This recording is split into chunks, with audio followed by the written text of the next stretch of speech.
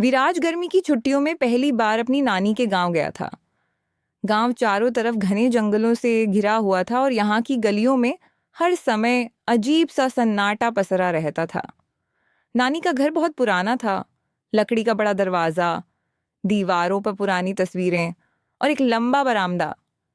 लेकिन सबसे अजीब बात यह थी कि रात होते ही नानी हमेशा दरवाजे और खिड़कियां कसकर बंद कर देती थीं। पहली ही रात विराज ने खिड़की से बाहर झांका। सामने पीपल के पेड़ के नीचे कोई खड़ा था, सफेद कपड़े, झुकी हुई गर्दन और लंबे बिखरे बाल। विराज ने चौंक कर नानी को आवाज दी, लेकिन जब तक वह आई वहां कोई नहीं था। नानी ने सख्ती से कहा, बाहर मत देखना और कभी अकेले घर से बाहर मत जाना। अगले दिन गांव के बच्चों से दोस्ती करने पर विराज को एक अजीब कहानी पता चली। इस गांव में कोई है जो हर रात पीपल के पेड़ के नीचे खड़ा रहता है, एक बच्चे ने डरते हुए कहा। जो भी उसे देखता है वो बीमार पड़ जाता है या गायब हो जाता है। विराज को ये सब मजाक लगा। उसने तय किया कि वह इस रहस्य का पता लगाएगा। उस रात जब नानी सो गई तो वह धीरे से उठा और खिड़की से बाहर झांका।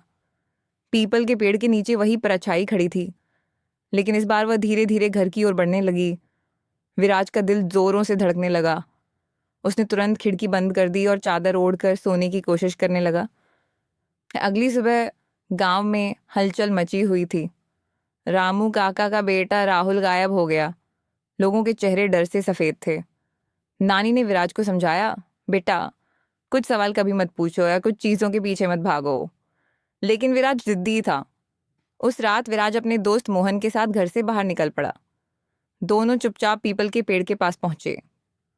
हवा बहुत ठंडी थी और अजीब सी सरसराहट सुनाई दे रही थी। तभी उनके सामने वही सफेद परछाई प्रकट हुई। वह धीरे धीरे उनकी ओर बढ़ रही थी। विराज और मोहन पीछे हटने लगे, लेकिन उनके पैर जैसे जम गए थे। तभी परछाई ने अपना चेहरा उठाया। उसकी आंखें गहरी काली थीं और उसका चेहरा अजला हुआ था।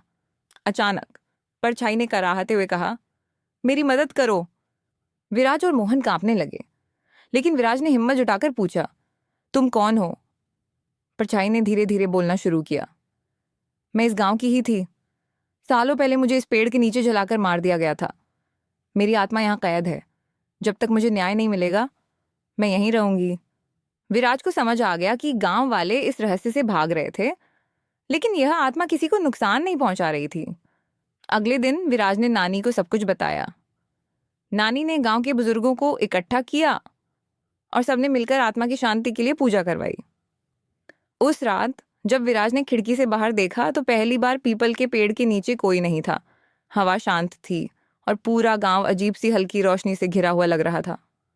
विराज ने मुस्कुराते हुए कहा, अब इस गांव में कोई डरने की जरूरत नहीं। लेकिन जैसे ही उसने दरवाजे की ओर देखा, वहां हल्की धुंधली परछाई खड़ी थी, एक मुस्कुराहट के साथ।